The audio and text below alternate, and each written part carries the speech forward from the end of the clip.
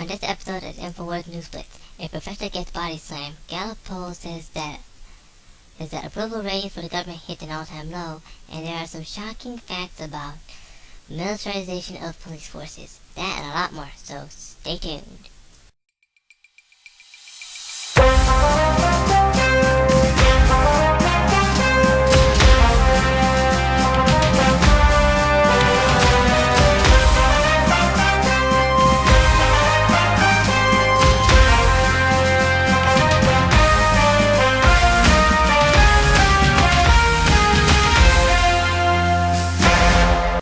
Okay, folks, this is the first article of the day here, and guess what? It is a, how do we put it? Another police brutality video. The article is named Professor Body Slammed by Cops for Refusing to Show ID. Underneath it says, an Arizona State University who was arrested by campus last month is claiming self-defense. On top of the video, which is actually a video, it says that Arizona State University professor who was arrested by campus police last month is claiming self-defense, and the incident is getting a whole lot more attention now that 3TV has obtained video of it. I mean, there's a 3-minute 21-second video of it. Here it is. Please listen to it. 911, where is your emergency? Hey, I'm on College and 5th Street, and there's a police officer who's getting way too aggressive with her young lady who's on the street. That young lady, an ASU professor, thrown to the ground by an ASU police officer after refusing to show her ID. The county attorney's office decided to charge the professor with aggravated assault, but Ursula Orr says it was the officer who was out of line. Natalie Brand has a look at this newly released dash cam video that shows how this thing escalated. Nat. And Jamie, the video is pretty shocking, but before it gets to this point, the police officer in this police report says he stopped this woman who turns out to be an ASU professor for walking in the middle of the street with traffic. She says there's construction nearby, which complicates it. Regardless, this situation quickly takes a turn. Put your hand behind your back right now. I'm going to slam you on this car. Put your hand behind your back. Do you really want to do that? Do you see what I'm wearing? I don't care what you're wearing. Put your hand behind your back right now. Don't talk to me like this. Hit my This entire thing has been about your lack of respect for me. For me, as a citizen. I'm not going to fight you. Put your hand behind your back. As a professor of the University of Arizona State. The confrontation caught on dash cam video between ASU professor Ursula Orr and an ASU police officer who stopped her while walking in the middle of the street. The situation quickly escalates, but before it gets physical, here's what's said out of camera view. Let me see your ID, or you will be arrested for failing to provide ID. Are you serious? Yes, I'm serious. That is the law. If you don't understand the law, I'm explaining the law to you right now. You're walking down the middle of a road, which is a public thoroughfare. Which I had no... Okay, folks, and after all of that, the police officer slammed to the ground.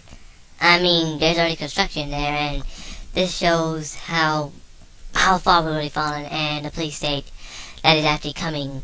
I mean, do you want to live in a state like this? Okay, folks, this is the second article of the day here, and guess what? It's about Congress. We all know Congress. Congress is, whatchamacallit? Poll numbers are in the tank, and basically, that's completely a good thing. The article is written by Steve Watson, and the article is titled Gallup. All branches of government hit record low approval ratings. Underneath it says, Americans are sick of government. Period. The article says that the Supreme Court has gone down to 30% approval rating in an all-time low. Congress is currently at a 7%, another all-time low. The presidency is now at 29%, a 6-year low, and an all-time low under Obama, just 4 points higher than all the low under revealing George W. Bush in 2007. To put it in further context, in 1998, Bill Clinton had an approval rating had a rating 20% higher than Obama. Currently does not dispute the fact that he is embroiled in sex scandals and facing impeachment. Congress has, as we highlighted, is now judged by fewer than 10 Americans, with more government scandals than you can shake a stick at, and preceding further involvement in the military, married in the Middle East, Africa, Americans are clearly feel that Congress is utterly failing to respond, represent their views and wishes on Capitol Hill. Oh, duh! I mean, what to expect? I mean, no one wants to listen to Obama because he's basically busting the illegals and he's basically breaking every single law underneath the sun. I mean, basically, he ordered the Border Patrol agents 3 months ago to stand down from the border, and the borders are wide open.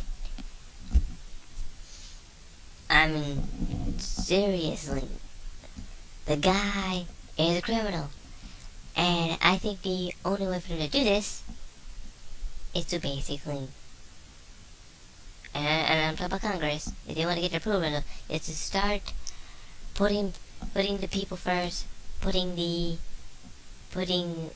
all this BS behind, and stop doing all of it, and impeach Obama. They should impeach him just like it, as is. Okay, folks, this is the article of the day here, and it is a very shocking article here, written by the Alternate, by Alex K, and it talks about how militarizing the police force is very bad and wrong. The title is 11 Shocking Facts About America's Militarized Police Force. The war on terror has come home. No duh, I mean, really, in June, the American Civil Liberties Union brought mere attention to police militarization when it issued a conservative, nearly 100-page index and endorsed, and endnotes included, reported, titled, "When the War Comes Home, the Exclusive Militarization of American Policy." Based on public records, more than 200 law enforcement agencies in 26 states, the ACLU concluded that American policing has become extensively militarized through the use of weapons, tactics, and design as the military's unfair impacts on undermining individual liberties, and has been allowed to happen in the absence of any meaningful public decision. And here are these 11 terms here. I'll try to read them. It harms and kills innocent people. 2. Children are impacted.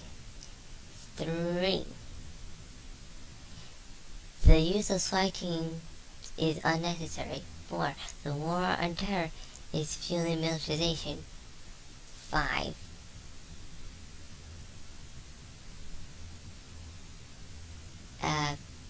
Basically, I think I may have